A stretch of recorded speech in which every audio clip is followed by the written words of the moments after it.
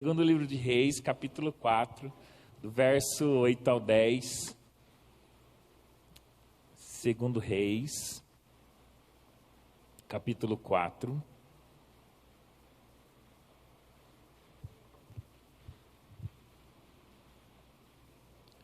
Verso 8 ao 10. Diz assim a palavra do Senhor. Certo dia, Eliseu foi a Sunem, onde uma mulher rica insistiu que ele fosse tomar uma refeição em sua casa. Depois disso, sempre que passava por ali, ele parava para uma refeição.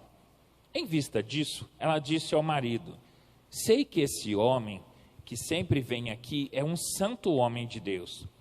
Vamos construir lá em cima um quartinho de tijolos e colocar nele uma cama, uma mesa, uma cadeira, uma lamparina para ele. Assim, sempre que nos visitar, ele poderá ocupá-lo. Só até aí. Espírito Santo,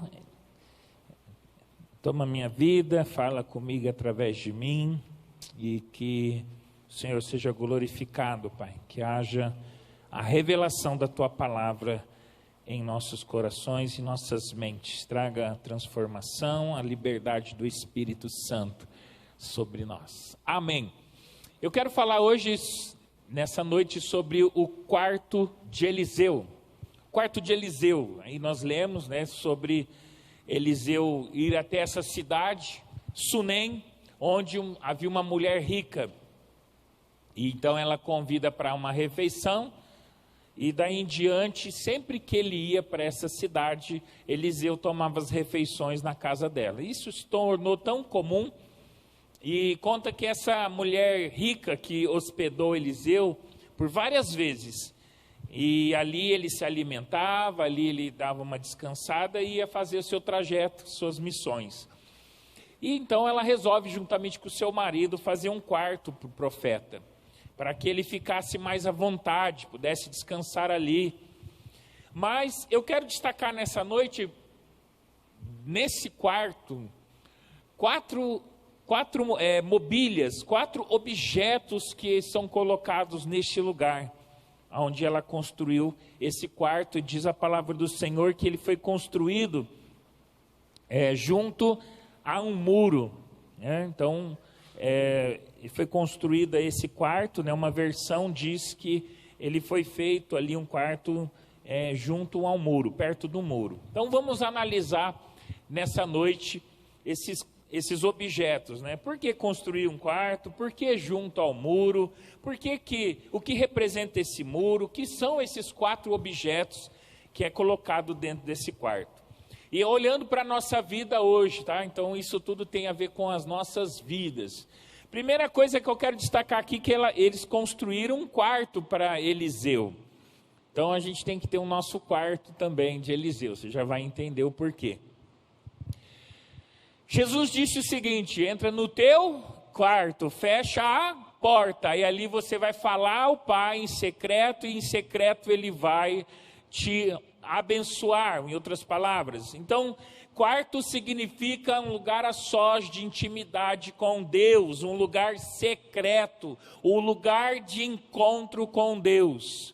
Há muita agitação em outros cômodos, mas o quarto é um lugar que simboliza o lugar que você vai estar com o Senhor, na sua intimidade ali. É um lugar só seu e do Senhor, um lugar para você orar, um lugar para você chorar, um lugar para você clamar, um lugar para você se alegrar, um lugar para você receber a visitação do Espírito Santo, o toque de Deus.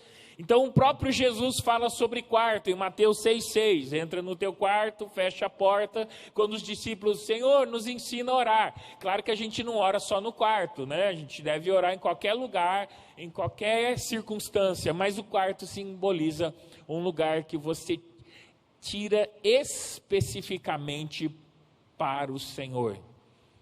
É um lugar só seu e do Senhor.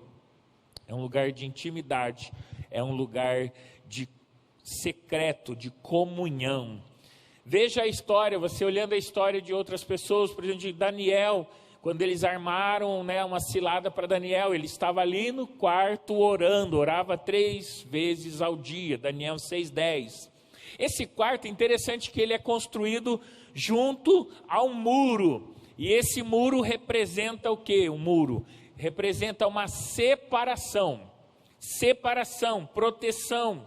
A própria palavra do Senhor diz que Deus é o muro. Em Zacarias, depois você confere, não é essa parte, mas Zacarias 2:5 diz que o Senhor é como um muro para nós.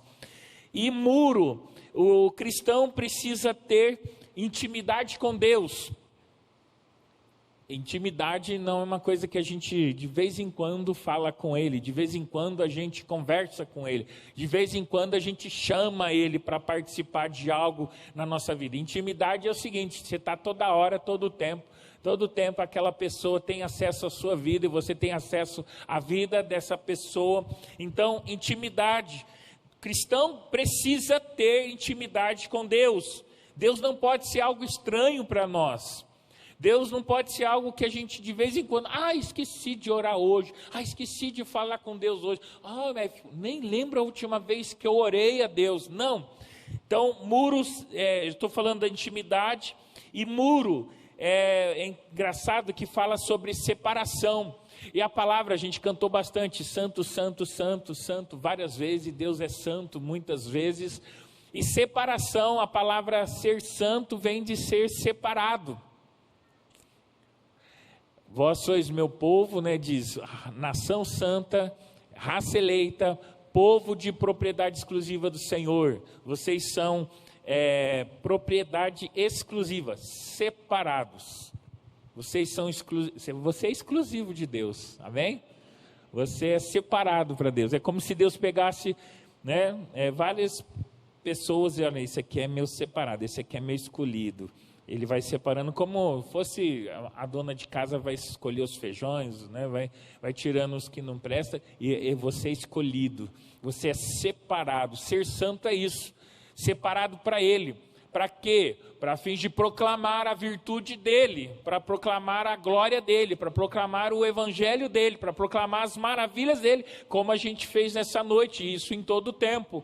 Em todo o tempo a gente proclama Deus. A gente prega, e na verdade a palavra do Senhor não chamou a gente exatamente, todos nós, para sermos pregadores. A Bíblia chamou a gente para testemunhas, para sermos testemunhas dele. Recebereis o poder do Espírito Santo e vós sereis minhas, Jesus disse, testemunhas. E quando a gente testemunha, a gente nós mostramos quem Deus é, santo, perfeito, bom, amoroso, que quer ter um relacionamento, quer ter intimidade com seus filhos. Então, muro significa essa separação, um quarto lugar de intimidade, um lugar a sós, um lugar secreto, um lugar para você ver a face de Deus, face a face. A gente não está lá face a face com Jesus, mas nós podemos estar com Ele face a face em espírito, na intimidade, na comunhão, o Espírito Santo, e termos esse lugar de separação. O quarto é um lugar separado. O cristão precisa ter essa intimidade. Antes de falar com os homens sobre Deus, nós precisamos falar com Deus sobre os homens. Isso é ser sacerdote real. O sacerdote ia diante de Deus, falava com Deus, Deus revelava, ele vinha até o povo e falava o que Deus tinha falado para o povo. Depois ele pegava aquilo do povo e levava até Deus. Então, sacerdote era como se fosse esse mediador. Hoje o nosso mediador é Cristo. Mas nós, como sacerdotes, para aqueles que ainda não conhecem a Jesus, nós podemos ir levar a palavra e levar essas pessoas até Deus em oração, intercessão e fazer esse meio de campo. Todo obreiro aprovado por Deus precisa ter seu quarto de oração. Todos nós precisamos ter um lugar, o quarto de Eliseu. Por isso devemos edificar um quarto junto ao muro, bem estável, pois quando vier a tempestade, estaremos bem seguros. Aí existem algumas citações, Salmo 59, 16 a 17. Esse muro é o nosso esconderijo no dia da adversidade. O muro significa proteção. Quando nós estamos no nosso quarto de oração, nós estamos protegidos, nós estamos à sombra do Onipotente, nós descansamos à sombra do Onipotente. Onde ficamos bem escondidos é o lugar secreto. O Senhor é a nossa proteção contra todo o mal. Salmo 91 fala sobre isso. De nada adianta a gente ter um quarto se ele não for protegido. De nada adianta ter um quarto se ele não for separado, se não for separado do mundo, se a gente não tiver a nossa vida santificada na presença de Deus. Não basta ser só da igreja. Eu sou da igreja, meu nome está lá no hall, eu preciso realmente ser separado do mundo e estarmos realmente na posição de pessoas separadas do mundo, separados, mais longe do mundo e mais perto de Deus, uma vida santificada. Quando descansamos no Senhor, podemos ter certeza de que Ele cuida de nós. Salmo 4, versículo 8 diz sobre isso.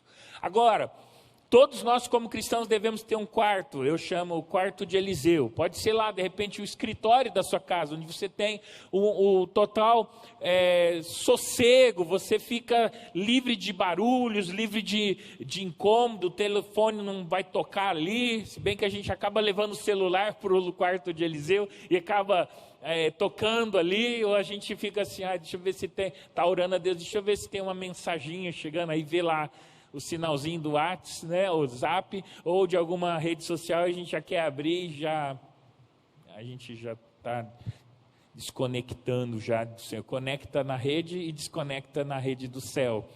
No Wi-Fi, né? Wi-Fi não é Wi-Fi, é Wi-Fi. É a fé com Deus. Mas aí esse quarto é interessante que ele tem 4 objetos, que também vai nos trazer algumas ideias aqui para a gente pensar a respeito do nosso relacionamento com Deus. Às vezes é estranho, né? Falar de oração, falar de lugar secreto. Irmãos, se a gente não for bom nisso, a nossa vida cristã não vai fluir. Pregador aqui, o ministro de louvor, o cantor, o músico, se não tiver a sua vida com Deus, não vai fluir aqui. Se a gente não for bom na intimidade com o Senhor, o resto da vida cristã não vai ser. Aqui é o extrato. Se você não deposita na conta bancária, e quando você chega lá no final de mês, deixa eu ver quanto que tem lá. Você não depositou o mês inteiro. Aí só estou exagerando um mês, né? Mas vamos pensar semana. Mas um mês. Chega lá, se aperta lá, põe um cartão, deixa eu ver o saldo. Ué, está zerado? Não saca nada aqui? Por que não tem nada para sacar? Porque não foi depositado nada.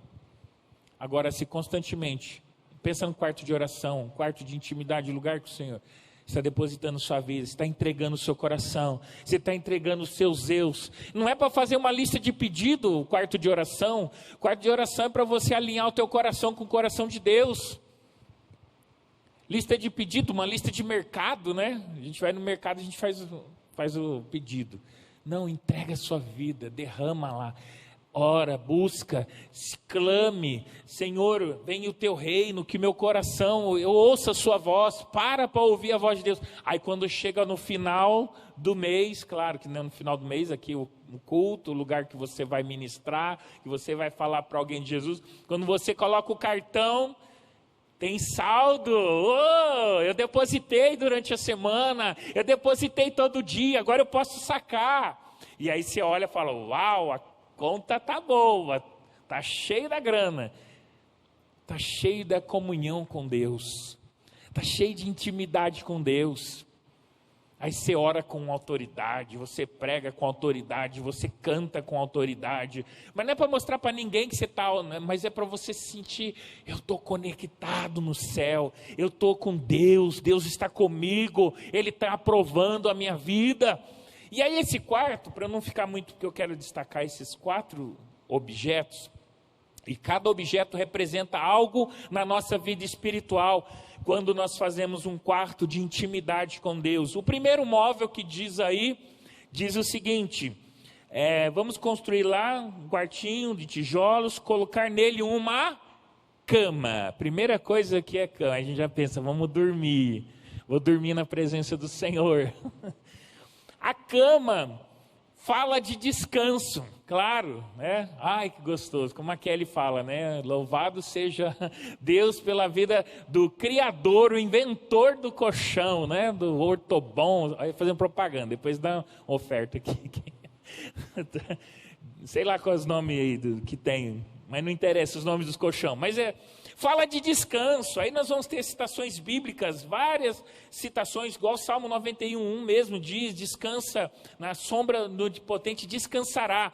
Precisamos aprender a descansar em Deus, porque Ele cuida de nós. A Kelly falou sobre isso no começo, que Ele cuida. Não tem lugar onde você vá nessa terra, e no céu, embaixo da terra, em qualquer lugar, Deus estará lá com você. O cristão tem o Espírito Santo. E onde eu me ausentarei do teu Espírito? Para onde eu fugirei da tua face? É na cama que nós passamos metade da nossa vida dormindo. Mas eu não estou falando de dormir, tá? Não é sobre dormir que eu estou falando, esse descansar. Se bem que tem hora que quando a gente está no calor da tribulação, das lutas, a melhor coisa que a gente faz é ir dormir. Não é? Uma outra hora eu falo, mas se você ler, depois lê o livro de Jó, capítulo 33, fala de que Deus ministra em nós enquanto a gente está dormindo. Depois fica lá, fica um ganchinho, uma portinha para você ir lá ver. Jó 33. Quando nós falamos de descanso, precisamos entender que o melhor descanso é a paz de espírito que o Senhor nos dá. Quando eu sei o momento que preciso descansar no Senhor, quando que eu sei que eu preciso descansar no Senhor? Quando tudo se volta contra mim, quando você pensa que não tem mais jeito, quando você acha que as situações se tornaram insuportáveis, Deus não quer ver você ansioso, ansiosa. Fale dos seus problemas para Deus. Cama representa isso, é um lugar que você descansa nele. Sabe, você já fez tudo, você já orou, já buscou, já fez tudo, viu que a situação está difícil, não tem jeito, tudo está contra mim, é hora de descansar. Descansar nele. Deus não quer gente ansioso, fale dos seus problemas para Deus. Deus quer ver teu coração tranquilo. É estranho, né, falar isso, né? Parece que a impressão é que a gente tem que clamar mais, orar mais, jejuar mais. Você já fez tudo isso, agora é descansa.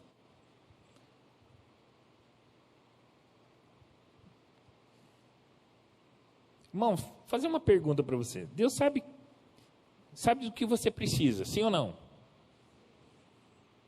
Deus sabe que o que é bom para você, não sabe? E você acha que na minha oração eu vou convencer Deus daquilo que é bom para mim? É estranho isso, né? Deus, o Senhor não sabe o que é bom para mim, mas eu estou pedindo isso, eu quero isso, porque isso é bom para mim. Em outras palavras, a gente faz isso quando a gente pede as coisas. Deus sabe o que é bom para mim. Deus tem o melhor para mim, e melhor do que eu mesmo acho que é melhor para mim. E a gente fica pedindo. É como uma criança chegar, uma criancinha pequena, fala: pai, amanhã vai ter comida para nós? Você ia falar para ele: filho, não se preocupe com essas coisas não, filho. Pode deixar que isso aqui eu cuido. Imagina, meus filhos pequenos chegando: pai, amanhã vai ter café da manhã? Amanhã vai ter pão? Amanhã vai ter almoço? Filho, vai brincar, vai fazer as coisas de criança, deixa que o papai resolve. Eu sei o que é bom para os meus filhos, eles não precisam pedir para mim. Descansar. Fale dos seus problemas para Deus. falar, comenta, Senhor, olha, a situação é essa, Senhor, eu estou assim. Deus quer ver seu coração tranquilo, Deus não quer que as aflições roubem a sua paz. A cama é para descansar. Quando você deita na cama, sabe o que acontece quando você vai deitar na cama? Quando você está sentado, vou ter que simbolizar aqui para você enxergar, claro que você vai entender. Quando você está sentado numa cadeira ou na beirada da cama, você está com o pé aonde? No chão. Quando você deita, o que você faz? Você tira o pé do chão. O que significa isso? Nós precisamos nos desligar dessa terra. Quando a gente tira o pé do chão, a gente está conectando ao Senhor. Tirar os pés do chão significa se desconectar dessa terra. Pensar nas coisas lá de cima. É descansar. A gente fica tão ligado aqui que a gente... E quanto mais a gente observa o nosso problema, maior ele fica. Quanto mais a gente foca o problema, maior ele parece. Tem problemas que a solução vai ter que vir do alto, irmãos. Então tira o pé do chão, deita na cama, descansa em Deus. É um modo de você falar que confia em Deus. É uma maneira de você dizer, Senhor, eu sei. A gente costuma falar que Deus tem o controle de tudo. Todas as coisas cooperam para o nosso bem. Mas chega numa adversidade e a gente desespera. Então a gente não confia. Deitar na cama significa eu confio em Deus. Eu tenho fé. Eu vou descansar nele.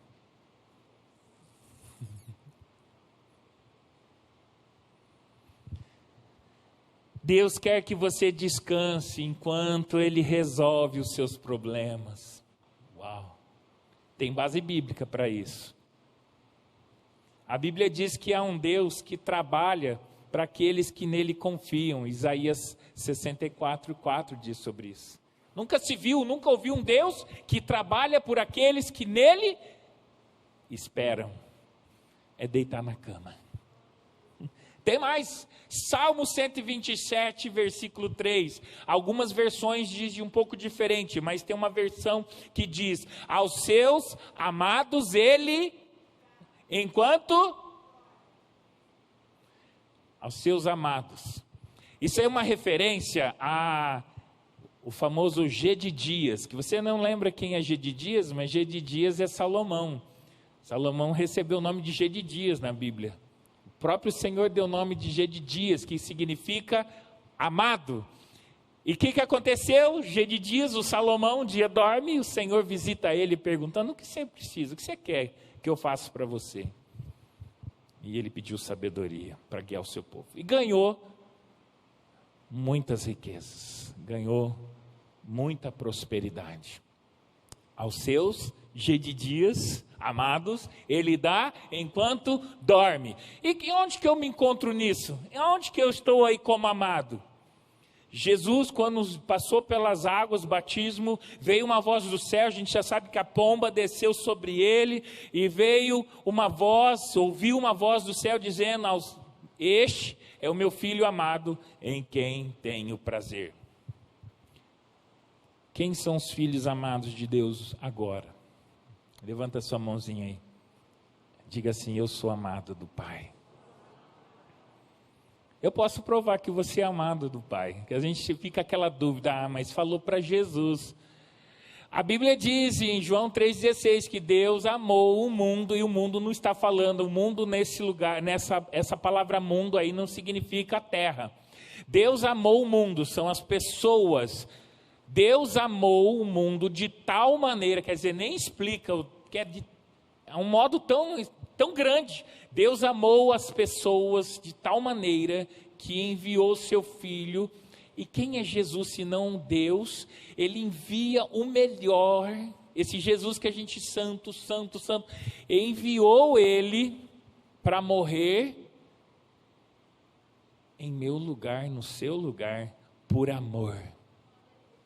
Então você é amado, você é amada. Não deixe o diabo falar o contrário. Eu me sinto amado. Você pode não sentir, mas a Bíblia diz que você é, e guarda essa palavra. E quando você escutar na sua mente, você não é amado, você repreende e fala, a Bíblia diz que eu sou amado, e acabou.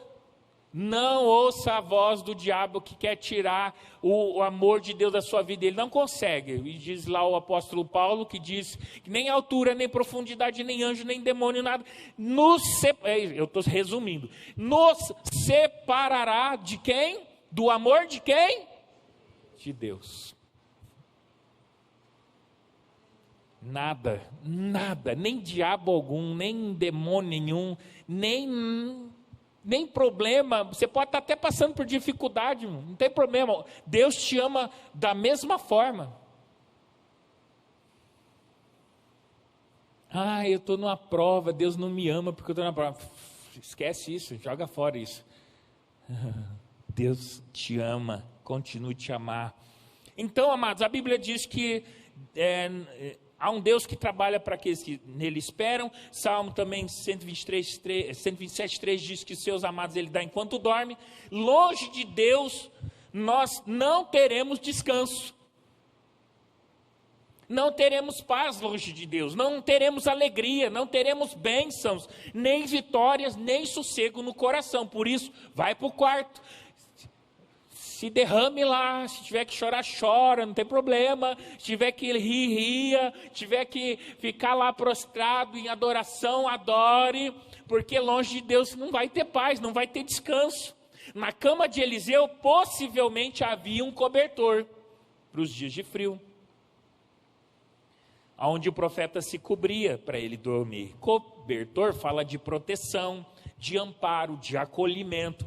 Quem tem a proteção de Deus descansa. Quem tem a proteção de Deus tem resposta de oração. Quem tem Deus está na cama descansando, recebe auxílio do Senhor, tem repouso, é consolado, é confortado, é amparado.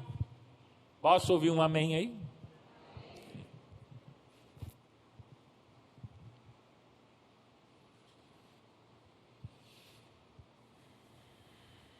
Quem tem a proteção de Deus é paciente, sabe enfrentar as tribulações, as aflições, não sente medo, tem a direção de Deus.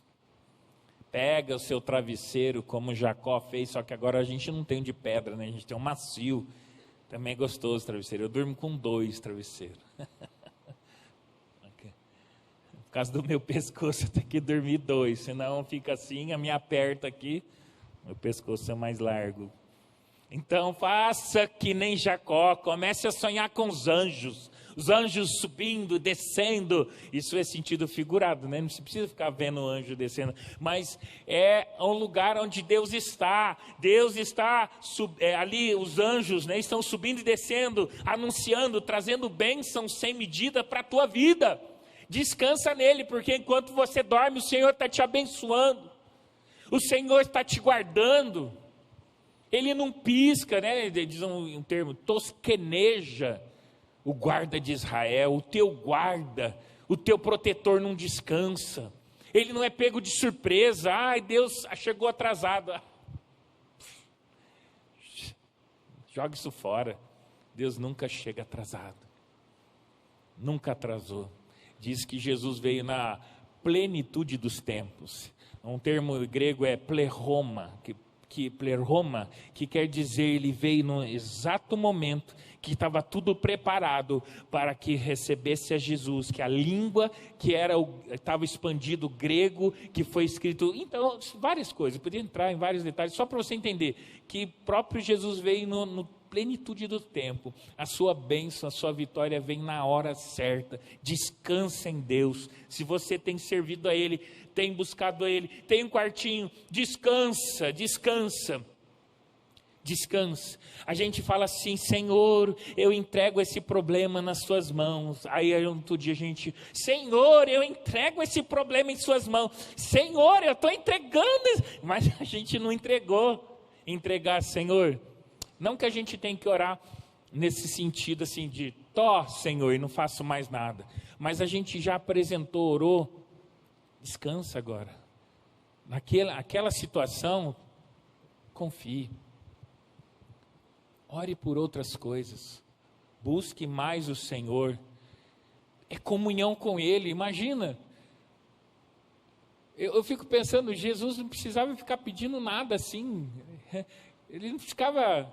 As coisas, ele vivia, né? E hoje nós não precisamos ficar pedindo muita coisa, não, irmão. Se a gente tem Deus, comunhão, as coisas vão vir na nossa vida. Eu não estou falando que você não vai orar, que tem que orar, irmão.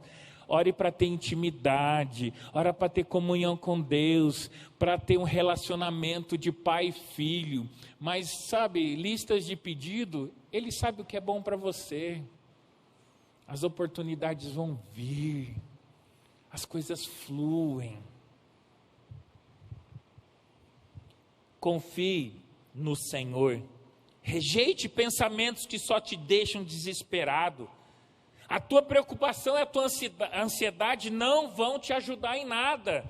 Até Jesus falou, é que vocês ficam pensando no amanhã, o que vai comer, o que vai beber. Essas coisas é para quem não conhece a Deus.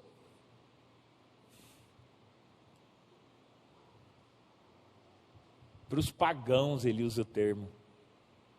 Ele fala, os pássaros não plantam, não regam, não faz nada, mas tem comida para eles. E Jesus fala, vocês valem muito mais do que os pardais. Está na Bíblia, irmão. Olha só o Salmo 4 diz assim, em paz me deito e logo adormeço, pois só Tu, Senhor, me faz viver em segurança. O salmista está falando de paz, de confiança, de tranquilidade. Quem sabe é isso que você está precisando. Ele sabe cuidar de nós, portanto, não fique preocupado, pensando, né, como vai ser o dia de amanhã. O dia de amanhã depende da sua intimidade com o Senhor hoje.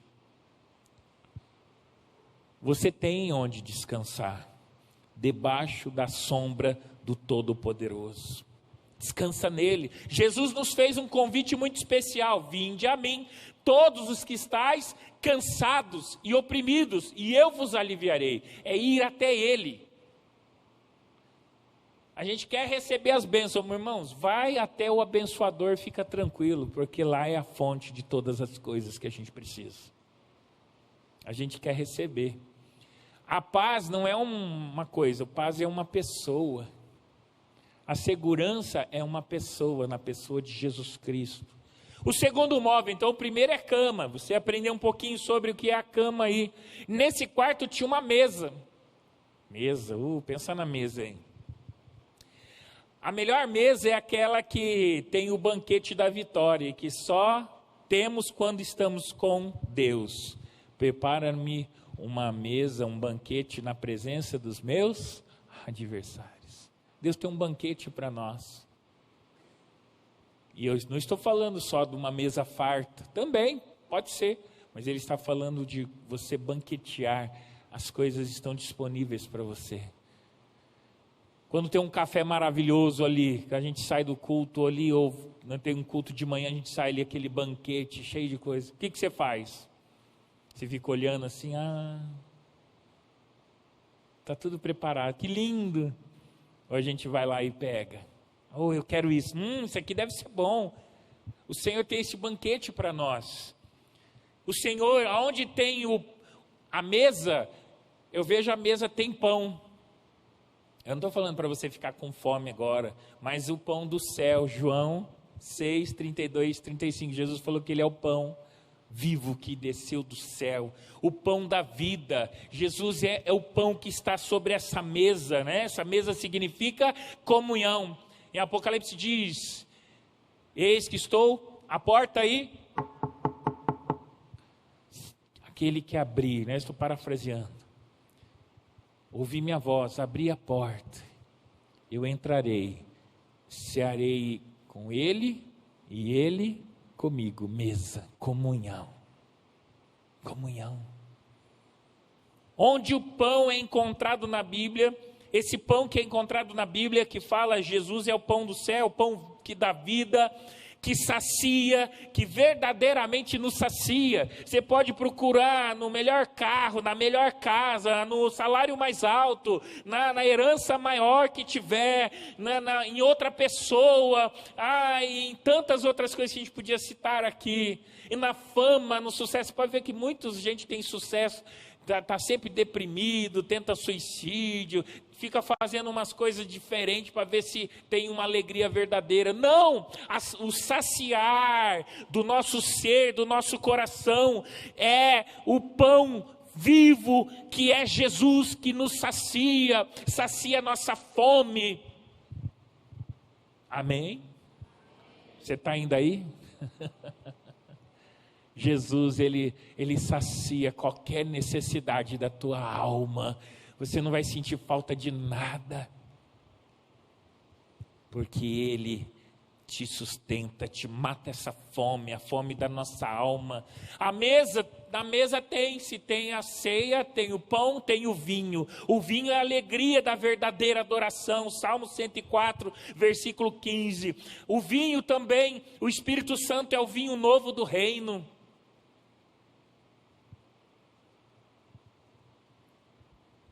A mesa fala da comunhão, fala de união, fala de companheirismo. Todos os grandes projetos começam geralmente numa mesa, sentado. Vamos planejar, senta na mesa e começa um planejamento. Senta à mesa com o Senhor e planeje. Busque estratégia nele, na comunhão, na intimidade. Senhor, o que eu devo fazer? Qual o próximo passo? Como é que eu resolvo isso? A mesa é o lugar de paz, onde a família se une para se alimentar. A mesa traz a presença de Deus para dentro da nossa casa. Jesus, sempre que ia à casa de alguém, ele se sentava à mesa com eles. Olha Zaqueu. E tantas outras citações que eu podia falar aqui. A mesa é um lugar de intimidade. Na mesa é onde nós dialogamos com os mais íntimos. Será que Jesus tem um lugar na minha e na sua mesa?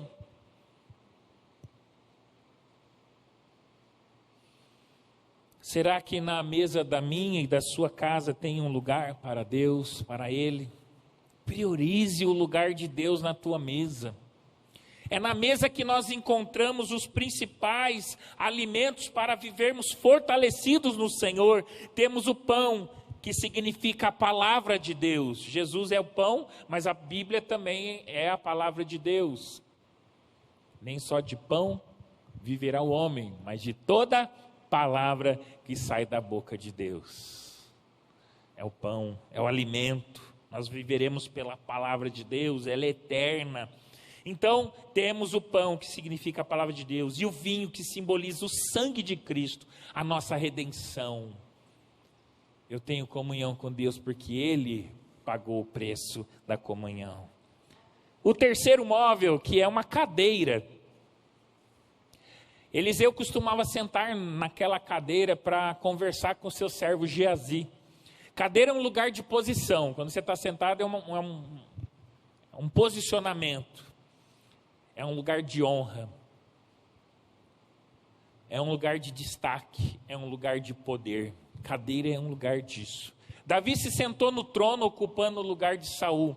Esther sentou na cadeira da rainha Vaste. José se sentou na cadeira como governador do Egito. Jesus se declarou o Messias, sentou numa cadeira da sinagoga em Lucas 4:20, quando ele estava ali pregando na sinagoga. Cadeira representa a nossa posição, nosso lugar de honra. É uma honra estar diante do Senhor. Ou não é uma posição de honra? É uma honra nós carregarmos o Espírito Santo em nós. É uma honra. O pessoal do Antigo Testamento não teve isso. A nova aliança é uma revelação maior. Nós carregamos o Espírito Santo, ele habita dentro de nós. É uma posição de honra, é uma posição de autoridade. É uma posição de filhos, o maior título que alguém possa ter. Hoje ainda na escola bíblica eu falei, eu não ligo para títulos. Os títulos servem para os homens. Eu sei que a Bíblia fala sobre pastores, mestres, fala sobre evangelistas, fala de algumas apóstolos, fala... Mas eu não ligo. Sabe qual que é o título que eu mais gosto de receber, de ter? Filho de Deus. Que honra ser filho de Deus. A gente costuma, quando era criança, o que seu pai é? Meu pai é isso, meu pai é não sei o quê. A gente gostava de escamar um pouco quando o pai era alguma coisa. Meu pai é dono não sei do quê. Cara, meu pai é o dono do universo. Seu pai é o dono do universo. Ele tem toda a autoridade, todo o poder. Jesus disse, toda a autoridade me foi dada. Não tem nada para o diabo, gente. Para de dar poder para o diabo que ele não tem. Ele só tem poder se você der para ele. Foi o que Adão e Eva fizeram. Lá no jardim, quem era o senhor do jardim? Era o homem. Deus era o criador. Mas ele falou, governe. Quem governa é Senhor. Governe aqui, domine sobre isso. Ah, você achou era Deus, né? A gente precisa ler a Bíblia, gente. Alguns pensaram, não, é Deus que é o Senhor do jardim. Deus colocou o homem lá e falou, governe, ou seja, seja o Senhor aí.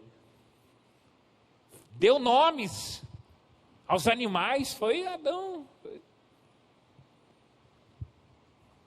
Eu abri tanta porta que agora eu já nem sei onde que eu estava, mas tudo bem. Cadeira é autoridade. É uma honra ser filho de Deus. A autoridade eu voltei, peguei o fio, deu sinal aqui da Wi-Fi. A autoridade que o diabo tem é aquela que você dá. Quando você acredita na mentira dele. Quando você faz o que ele coloca para você. Quando ele dá as iguarias dele. Fora isso, quando Adão e Eva desobedeceram a Deus, o domínio que eles tinham, a autoridade que eles tinham para governar, eles passaram para o diabo. Por isso que o mundo virou jaz no maligno. Mas quando Jesus veio e morreu como homem, o segundo Adão, ele tomou as chaves e o reino dele, que é o governo, ele tem dado aos seus filhos, eu e você. A natureza clama, geme desesperadamente pela manifestação dos filhos de Deus, ou seja, agora nós expandimos o reino. Porque quando Adão e Eva, vou fazer essa janela aqui, quando Adão e Eva foram colocados no jardim, o jardim, ele era em toda a terra, o jardim era sobre toda a terra, ou ele ficava num lugarzinho, ele era pequeno. A Bíblia diz que ele era junto a alguns rios, né? Tem os nomes dos rios. Ele ficava ali, naquele lugar, era pequeno. Mas Deus coloca Adão e Eva para quê? Para expandir o reino, para expandir o jardim. Tanto é que quando eles pecaram, eles foram expulsos do jardim, eles foram para fora do jardim. E o que tinha depois do jardim? Não era o Éden, não era o paraíso. Precisava ser conquistado, precisava ser expandido, porque o inimigo já estava na terra. Isso é um outro caso. Agora nós fomos colocados aqui na terra para expandir o reino de Deus, para levar o evangelho a toda criatura, para levar a glória de Deus, carregar isso. Cadeira fala de autoridade, fala de postura, de posição, de agir, de pensar. Tem gente que muda seu modo de agir e pensar quando tem uma oportunidade de sentar numa cadeira de destaque. Cadeira pode ser perigosa quando ela se torna zona de conforto. O sacerdote Eli estava sentado na cadeira, mas diz a Bíblia que ele estava pesado e não enxergava direito. Isso é espiritual também. Pesado e não tinha mais a visão profética, né? E ele cai da cadeira quando a arca, ouve falar sobre a arca da aliança que foi roubada. Ele cai da cadeira para trás e ele estava pesado, cansado. E ao cair, você já sabe que ele quebra o pescoço, morre. Cair da cadeira significa que a posição foi tirada. Mas o Senhor tem nos dado a honra de sermos chamados filhos de Deus, de poder levar o reino dele, levar a glória dele, levar os dons que ele colocou em nós, os frutos, para a gente manifestar a glória dele. Eu e você fomos chamados para isso. Não é só para pastor, não é só para pregador, para missionário. Qualquer cristão que tem um quarto, que sabe desses itens, está vivendo isso, pode levar a glória e a presença de Deus. E o último agora, o quarto móvel, eu quero falar sobre o candeeiro, né, o candelabro, né, a lamparina. Conforme a tradução, ela fala de uma maneira. O quarto móvel, que é um candeeiro, que está aí na palavra do Senhor, diz assim: vamos construir um quartinho de tijolos e colocar nele uma cama, uma mesa, uma cadeira e uma lamparina para ele. Então, candeeiro ou lâmpada fala de quê? De luz. Luz representa quem na Bíblia?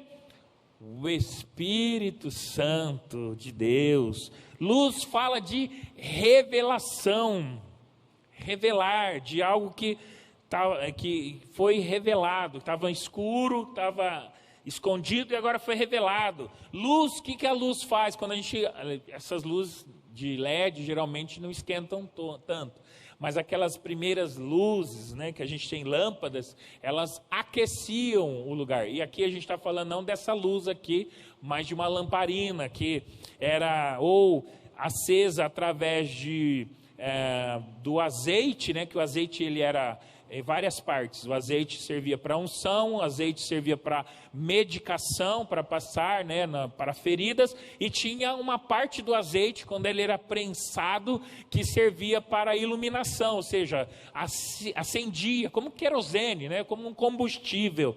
Então, luz nos traz também a ideia de aquecimento, de calor.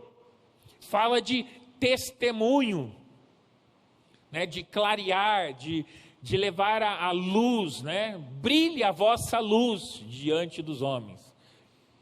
E essa luz que a palavra diz sobre brilhar a luz, não está falando só, está falando aí especificamente de boas obras. Irmão, se a gente fazer boas obras, a gente não está fazendo mais do que a nossa obrigação. É ou não é? Oh, aquele cristão é honesto. Não, todo ser humano tem que ser honesto. O cristão tem que ser melhor ainda. Não, ele é bonzinho. Não, quando Jesus fala brilha a sua luz, a vossa luz, aí nós teríamos que ir lá, né, que Salmo 8 diz que de glória e honra o coroaste. Ou seja, o ser humano ele foi colocado uma luz nele. Aí dá para abrir umas portinhas, eu não vou abrir.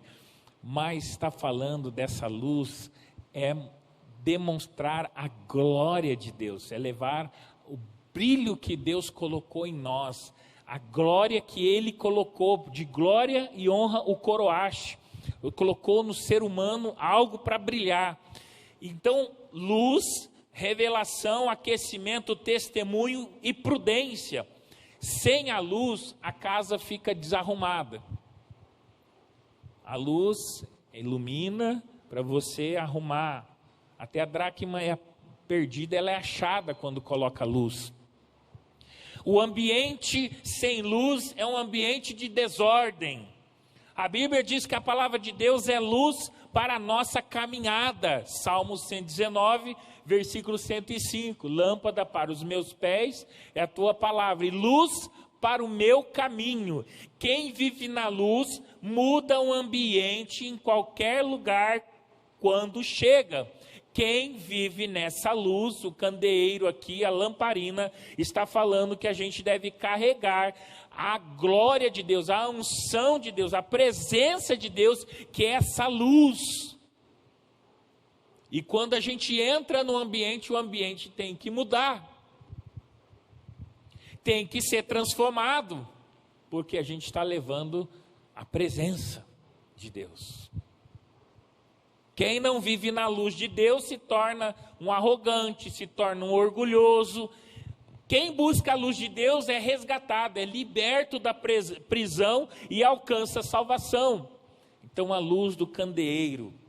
Vamos lembrar das 10 virgens. Lá em Mateus 25, do verso 1 ao 13, nós encontramos 5 virgens que reservaram azeite nas suas lâmpadas, e 5 reservaram extra, algo a mais, e 5 não, foram imprudentes.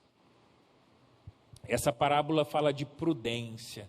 Então, o candeeiro fala de prudência, o azeite que tinha ali para ser queimado. Sabe aquele menorá, né, no tabernáculo ali, no templo de Salomão? Na Bíblia fala que era colocado azeite ali naquelas hastes e eram acesas.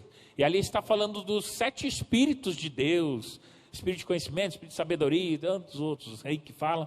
Então, ali havia o azeite. Então, fala também de prudência. A pessoa prudente, ela é uma pessoa precavida, ela é cautelosa. As 5 prudentes foram recompensadas por serem prudentes. As outras 5 ficaram de fora. Candeeiro fala de prudência. A gente vive ouvindo, está falando, está sendo pregado que Jesus está à porta. Eu acho que ele já passou da porta, gente. Tem gente que fala que ele está às portas. Eu acho que ele já abriu a porta, está passando da porta. E então, prudência significa vigilância. A gente está atento. Eu sei que Jesus vai voltar, eu orando para ele voltar ou não, ele vai voltar. Enquanto ele não volta, irmão, vamos pregar o evangelho, vamos ganhar almas. Ele virá, isso é fato. Querendo ou não, crendo ou não, ele vai vir. Mas vamos fazer a nossa parte aqui. Vamos fazer a nossa parte. Não podemos ser escapistas, né? Ai, não vejo a hora de ir para o céu. Porque, sabe, estou numa crise, estou vivendo a solidão, estou com um problema no trabalho, só a gente quer escapar. Não, vai vir, vai chegar a hora. Jesus vai nos levar, e vamos encontrar com Ele no ar, ou senão seremos ressuscitados, enfim, estaremos com Ele. Eu ia abrir outra porta, deixa essa porta aí, deixa essa porta falando comigo. Pessoa prudente, então, ela é cautelosa. 5 prudentes foram recompensados, as outras nécias ficaram de fora. O fato é que todo crente deve ser diferente, deve ser cheio de Deus. Nós somos chamados para ser cheios de Deus. O candelabro ele estava aceso porque tinha azeite. E não pode apagar o azeite. Às vezes a gente espera chegar, né, o azeite lá no finalzinho, quando começa a lâmpada a apagar, sabe aquela pipocadinha que vai apagar? Ai, peraí, deixa eu correr por um azeite lá. Não, esteja sempre cheio do azeite. Esteja sempre cheio da graça de Deus. Ande cheio do Espírito Santo. Paulo diz, não se embriague com vinho, com a dissolução, mas enchei-vos do Espírito. Seja cheio, ande cheio, né? Seja como o pastel da rodoviária. Não, muito óleo, pouca carne, muito óleo. Seja cheio do azeite do Espírito Santo. Queime. Ande no fogo, na unção. E não quer dizer que a gente tem que ficar estranho, né? Chega aqui para mostrar que está cheio do Espírito Santo, fica... tem que dar a paz do Senhor. Não é isso. Você pode estar cheio do Espírito Santo e estar só numa paz. E a pessoa vem, não, está certo. Você está otimista no Espírito Santo, está com fé, está crendo, está orando, está buscando. Sabe, não tem tempo ruim. Eu fico olhando Jesus nas passagens, a simplicidade, naquela humanidade que ele estava. Ele era Deus 100%, mas ele era humano 100%, e andando.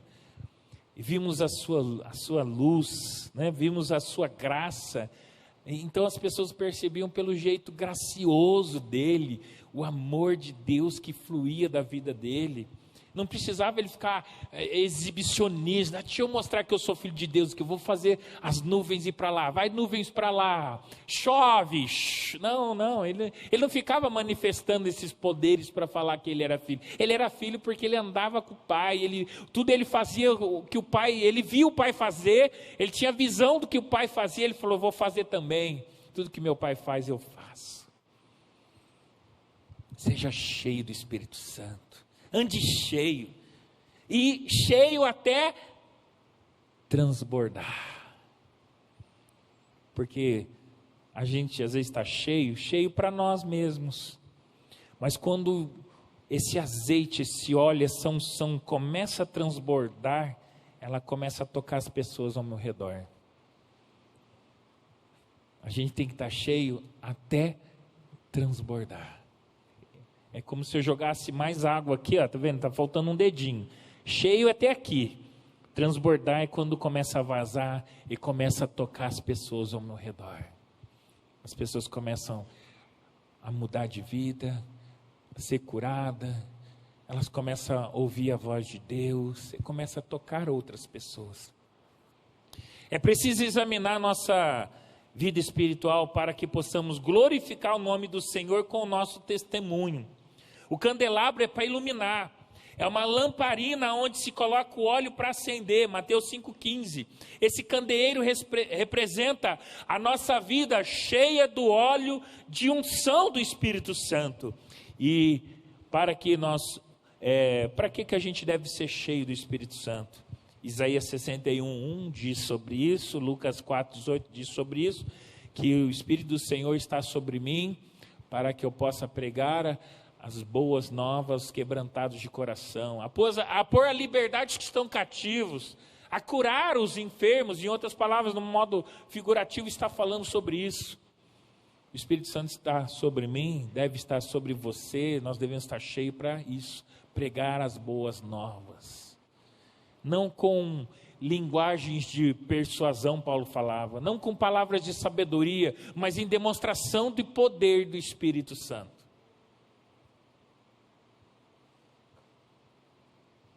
Aleluia, glória a Deus por isso.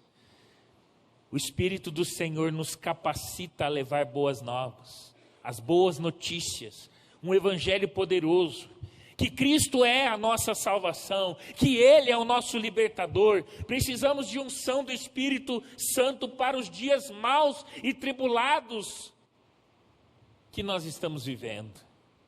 Eu fico olhando a vida de Estevão, gente. Estevão era um diácono, cara. A gente olhava muito os apóstolos, mas Estevão, ele estava cheio do Espírito Santo, cheio de fé. E quando foi apedrejado, irmão, ele não ficou reclamando e xingando e lutando, não. Ele estava sendo apedrejado e morto, ele olhou para o céu, ele viu Jesus de pé no trono. Ele viu a glória de Deus, perdoa-os. Fez igual Jesus, perdoa que eles não sabem o que fazem. Entregou o Espírito dele. Eu acredito que ele nem sentiu as pedradas. Penso eu, tá? Na Bíblia não fala sobre isso. Ele estava tão cheio do Espírito Santo, cheio de fé.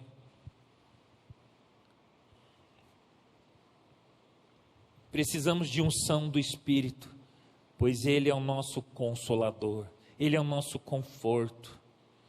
Olhando todos esses itens, irmãos, cama, mesa, cadeira e a lamparina, que o meu e o seu quarto tem uma cama para descansar no Senhor, tem uma mesa para ter comunhão com o Senhor, e uma cadeira para você se posicionar como um filho de Deus, que foi chamado para mudar essa geração. Você está vivendo essa época, para essa época você foi chamado para fazer alguma coisa. Nós não fomos chamados nós não estamos sentados, entenda o que eu vou falar, nesse quarto não tem um banco de igreja, tem uma cadeira para você sentar, que é posição de filho, de honra, que você é amado. E também nesse quarto tem uma lamparina, que o meu e o seu quarto tem um candeeiro, que você seja cheio do Espírito Santo, que você descanse nas promessas do Senhor, que você realmente tenha comunhão com a palavra de Deus, que é Cristo, que você realmente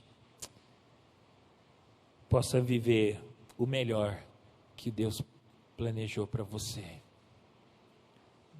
Mesmo assentados, vamos orar, aleluia.